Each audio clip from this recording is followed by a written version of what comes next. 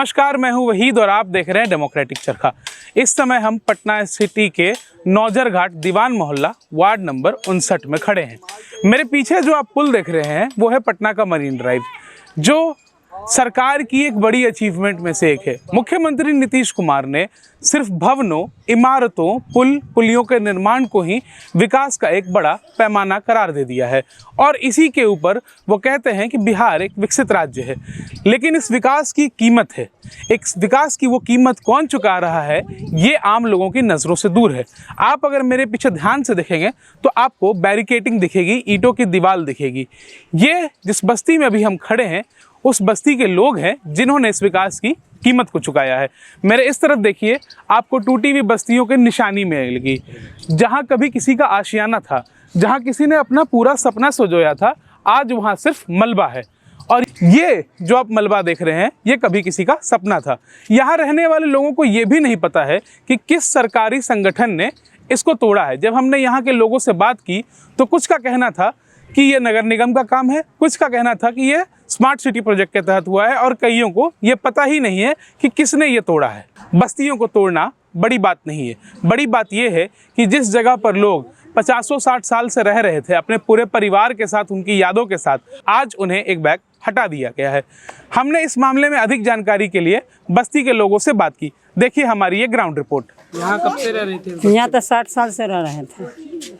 बाकी रहे सरकारी जगह में तो घर तोड़ दिया था, फिर सिरकी तान के रहते हैं। जब जब आता है तब तोड़ देते हैं, फिर अपना रोटे पर रहते हैं। ऐसे ही न पानी के साधन है न कुछ है, तो ये हटा के बिलगाता है, पार्क बना रहा है। ऐसे हम लोग के तो कुछ नहीं दे रहा है कि कहाँ गरीब रहेगा। न पैखाना तहाद नहीं है, कल तहाद नहीं है।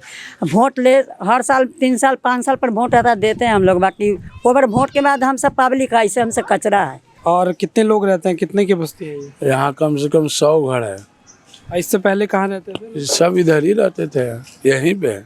कब वहाँ से हटाया गया? यहाँ से 2001 में हटा दिया गया था। 2001 में हटाया तो फिर 5 में आ गया, फिर 5 में पूरे हटा दिया। हटा के ने कहा जी इधर बच जाइए सब।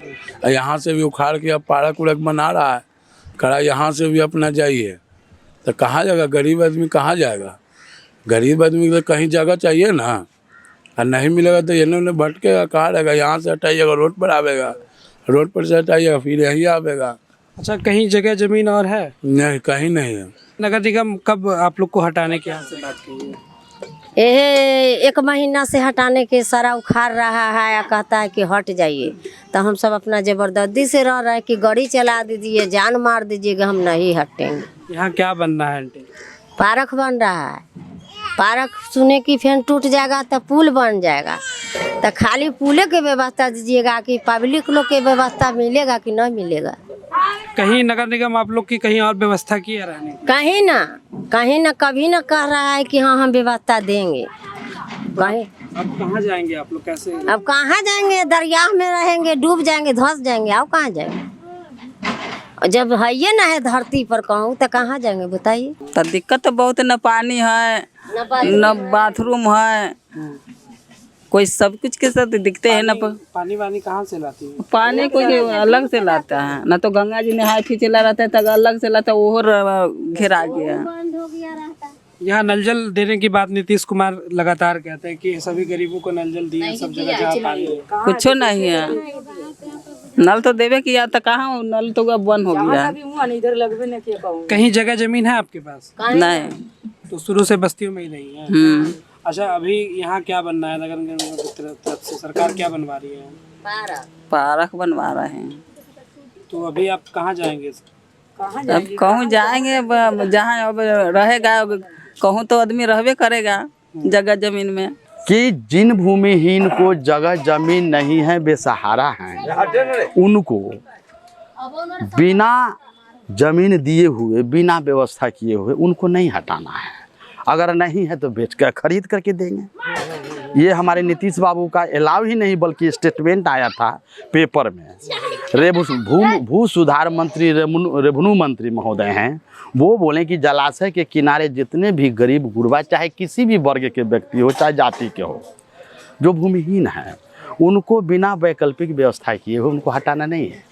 लेकिन महज ये सिर्फ और सिर्फ है बस कागजों में है, धरती पर नहीं है। जो धरती पर गरीब के साथ अत्याचार हो रहा है, शोषण हो रहा है, भ्रष्टाचार हो रहा है, उसका गिनती करना ही नहीं। वो शहंशाह महोदय तक ये हम लोग की आवाज़ न सुनाने वाला है धरती पर कोई, और न कोई हम लोग को बचाने वाला है।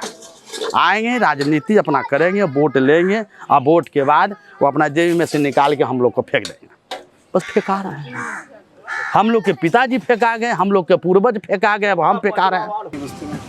इंदिरा गांधी हमको सके छान के रख गया, तो वही साल से हम रह रहे हैं, 50 साल से रह रहे हैं। तो 50 साल में कुछ नहीं हमरा सके व्यवस्था सरकार दिया, न कल है, न पर पैखाना है, न घर दुआर है। तो हम सब झोपड़ी बना के रह रहे हैं। अब हमरा सके ये सरकार करता रहे कि गरीबों लोग पर तकता था कि झोपड़ी बना के देता, कल देता, नल देता, ये सब बाथरूम देता बना के, तब ना हमरा सके सुविधा रहता था। उनको हम सब अथी करते थे, तो कुछ तो मिल रहा है नहीं। तो फिर यहाँ से उखाड़ देगा तो हमको सब कहाँ भटकबे ना करेंगे, कहाँ जाएंगे।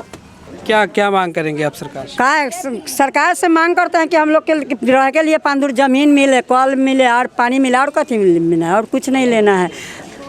ऐसे बढ़ के और क्या है। सबसे अच्छा तो रहने के साधन मिल जाएगा, वही बहुत है कि हाँ बाल बच्चा लेके आदमी रह सकता है।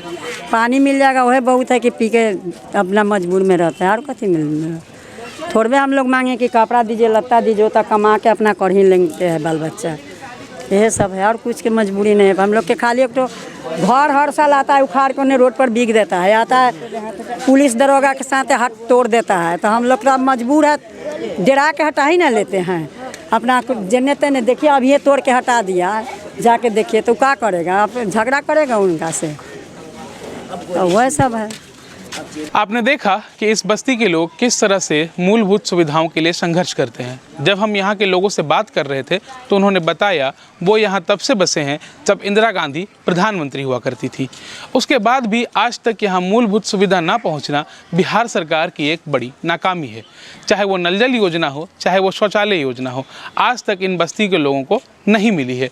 लेकिन जो इन बस्ती के लोगों को मिला है वो ये है कि बिहार के चकाचक विकास की कीमत, और वो कीमत उन्होंने चुकाई है अपने मकानों को तोड़ के। आज इनके रास्तों को बंद कर दिया गया है और इनकी झोपड़ियों को तोड़ दिया गया है। इन बस्ती वालों को ये भी नहीं पता है कि ये काम पटना नगर निगम का है या स्मार्ट सिटी प्रोजेक्ट के तहत हुआ है, लेकिन उनकी झोपड़ियाँ तोड़ दी गई हैं।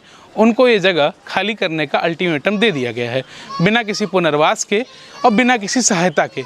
आखिर वो जाएंगे तो कहाँ जाएंगे, ये एक बड़ा सवाल होने वाला है, क्योंकि वो इस जगह से निकाले जाएंगे, फिर कहीं दूसरी जगह जाकर बसेंगे और फिर वहाँ से निकाले जाएंगे। इस तरह से ये चक्र चलता रहेगा जब तक बिहार सरकार इस तरह की घटनाओं के लिए एक ठोस पुनर्वास की व्यवस्था नहीं करती है। आपको हमारी ये रिपोर्ट कैसी लगी हमें कमेंट करके ज़रूर बताएं। साथ ही इस तरह की खबरों को देखने के लिए डेमोक्रेटिक चरखा को भी ज़रूर फॉलो करें। धन्यवाद।